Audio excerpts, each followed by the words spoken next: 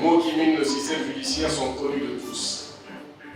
Il aura fallu quelques semaines à Paul Maringonjou, nommé ministre gabonais du département justice, pour fixer le cap de son action au sein du gouvernement de la transition. Nous ne devons jamais perdre de vue que la justice est rendue au nom du peuple. C'est donc un pouvoir délégué. Et le peuple mandant doit pouvoir s'y reconnaître.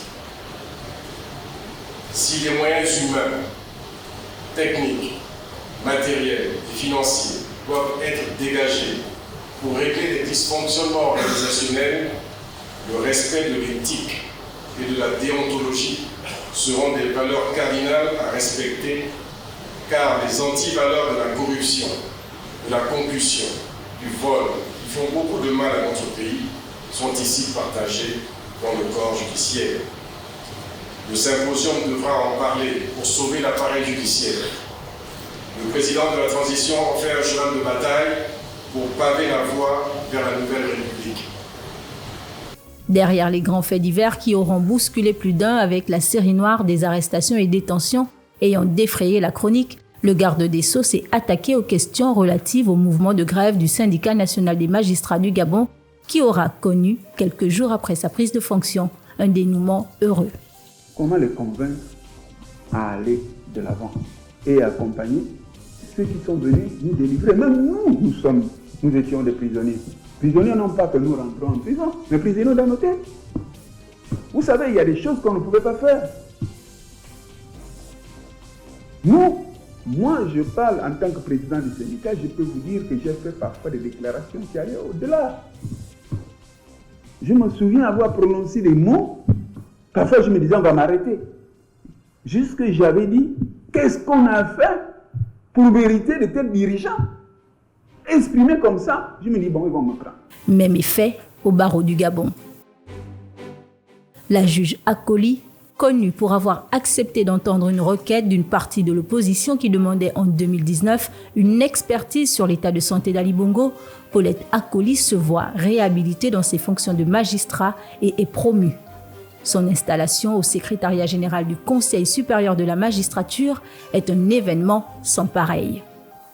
Le Conseil supérieur de la magistrature, qui a été érigé en secrétariat permanent, est la volonté des magistrats. Les magistrats qui ont combattu pour leur indépendance.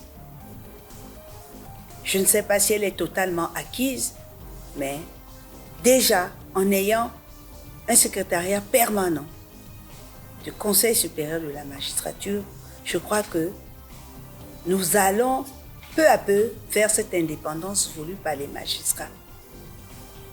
Mais à contrario d'une indépendance, il y a beaucoup de devoirs. Il nous revient à nous magistrats qui voulons cette liberté dans l'exercice de nos fonctions, de savoir l'appliquer au quotidien, dans la probité, dans l'équité, dans l'honnêteté des rendus de nos diverses décisions. Marque de la reprise du fonctionnement des juridictions, le personnel judiciaire se renforce, avec notamment les prestations de serment des différents fonctionnaires de justice, les derniers nés sortis tout droit de l'École nationale de la magistrature. Plusieurs temps forts auront donc meublé ces 100 jours pour la justice gabonaise en quête d'indépendance et qui a souvent été pointée du doigt pour entretenir des liens incestueux avec le pouvoir exécutif. Des faits de corruption avérés ou non, de fraude où victimes et bourreaux se confondaient dans le chaos des violences, autant de scandales qui ont nécessité un toilettage de la maison justice partant des textes qui la fondent à sa pratique au quotidien. La réforme du système judiciaire prend un nouveau tournant avec l'organisation à Libreville d'un symposium grandeur nature, une convention annuelle du système judiciaire, une première au Gabon. L'occasion est donnée à la justice de se ressaisir, moyennant une autocritique sans complaisance qui permettra d'opérer une mue qualitative et de reconquérir la confiance des populations en général et dans un environnement marqué par des soucis socio-économiques d'attirer les investisseurs nationaux et étrangers. 4 jours d'échanges et de réflexion de près de 300 experts du milieu, dont les conclusions ont accouché de recommandations qui devraient pouvoir humaniser et responsabiliser l'administration de la justice et non de préserver des intérêts corporatistes. Les objectifs des autorités de la transition sont clairs, justes et précis.